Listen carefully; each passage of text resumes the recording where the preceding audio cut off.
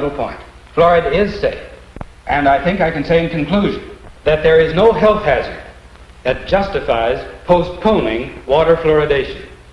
Harold Hodge, we now know, was a co-orchestrator of the human radiation experiments in which citizens in hospitals at Rochester and in Oak Ridge were injected with plutonium by scientists under Harold Hodge's direction. And there's a whole book written about that. That's right. We know about Harold Hodge in part because of the work of investigative reporters such as Eileen Welsom, who won a Pulitzer Prize for discovering the names of the people who had been injected with plutonium. Harold Hodge's name surfaced in that book and surfaced in the subsequent presidential inquiry into the human radiation experiments. You join the dots.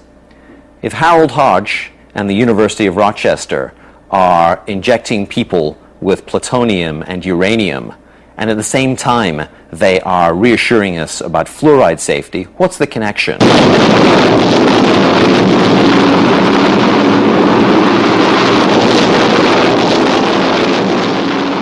So what was the connection? Harold Hodge was the chief toxicologist of the Manhattan Project, the group of scientists and engineers who developed the atomic bomb in World War II and in the early years of the Cold War. Hodge was responsible for investigating the toxicity of many of the chemicals used in the production of the atomic bomb, and one of the chemicals of major concern was fluoride. The Manhattan Project needed enormous quantities of fluoride to make nuclear weapons, to make the bomb that was dropped on Hiroshima. So the Manhattan Project were concerned about fluoride toxicity.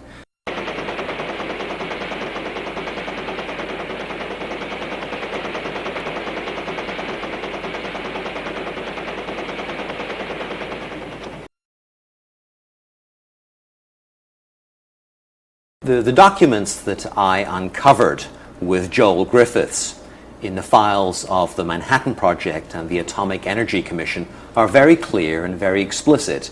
The toxicology department at the University of Rochester, which was under the direction of Harold Hodge, was asked to come up with medical information that could help the government in lawsuits in which the United States Army and the US government were being charged with fluoride pollution.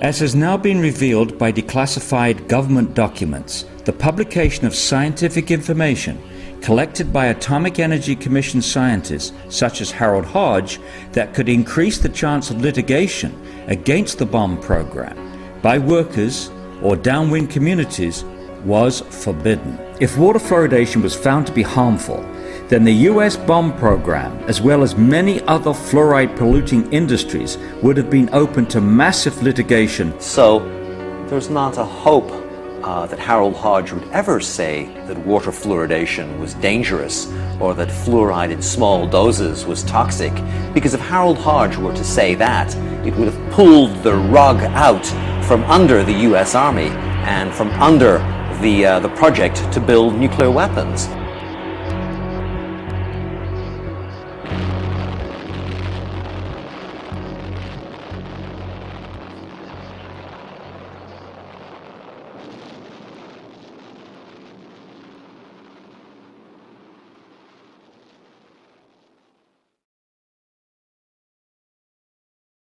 For people who know the history of medicine and science in this country, the Kettering Laboratory was at one time one of the largest private laboratories dealing with issues of toxicity. It was a very well-funded laboratory, and its director, Robert Kehoe, was a very senior figure in the public health establishment. Today, we know Kehoe's name best for his career-long defense of the safety of adding lead to gasoline. Kehoe spent a professional lifetime from his pulpit at the Kettering Laboratory assuring the nation that lead added to gasoline was entirely safe Of course, that's been thoroughly discredited. The toll of health injuries, of neurological injuries to children alone from adding lead to gasoline is almost incalculable. And for that, we really can thank Dr. Robert Kehoe. He soldiered on lead's behalf for his professional lifetime, and he did so being paid by the Ethyl Corporation, who were the makers of tetraethyl lead. The same job that Robert Kehoe did laundering lead's image on industry's behalf, he did for fluoride. Kehoe, along with Harold Hodge, was a leading defender of fluoride safety in the workplace, and he also was a leading promoter of water fluoridation. Robert Kehoe and the Kettering Institute, on behalf of industry and the National Institute of Dental Research, compiled an extensive bibliography of abstracts on fluoride's toxicity and the role of fluoride in public health. This work was funded by Alcoa, the Aluminum Company of Canada, the American Petroleum Institute, DuPont, Kaiser Aluminum, Reynolds Metals, United Steel, and many other corporate sponsors, as well as the National Institute of Dental Research. If you go into the files of Dr. Robert Kehoe at the Kettering Laboratory, you'll come across the existence of a hitherto unknown entity known as the Fluorine Lawyers Committee. And Kehoe worked for the Fluorine Lawyers Committee at the University of Cincinnati, doing their bidding, providing ammunition to the Fluorine Lawyers Committee so that they could defend their corporate clients, Alcoa, DuPont, Monsanto, the U.S. Steel, against fluoride lawsuits.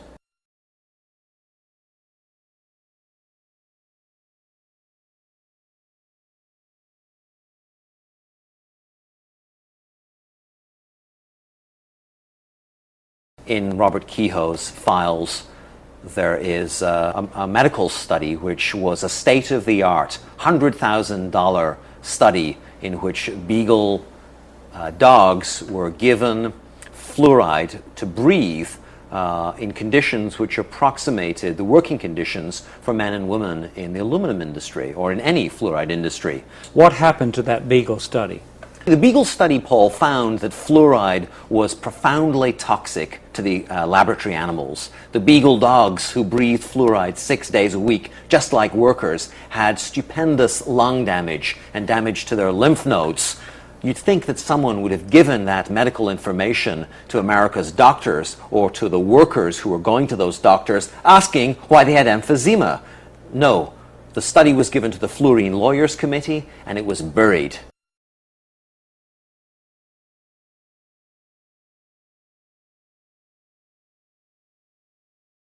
The book makes clear for the first time that the selling of fluoride to the American public was done by the best in the business, by the father of public relations, Edward Bernays. Edward Bernays is Sigmund Freud's nephew, and he was a Machiavellian genius, small in size, yet cast a towering shadow over the 20th century. Bernays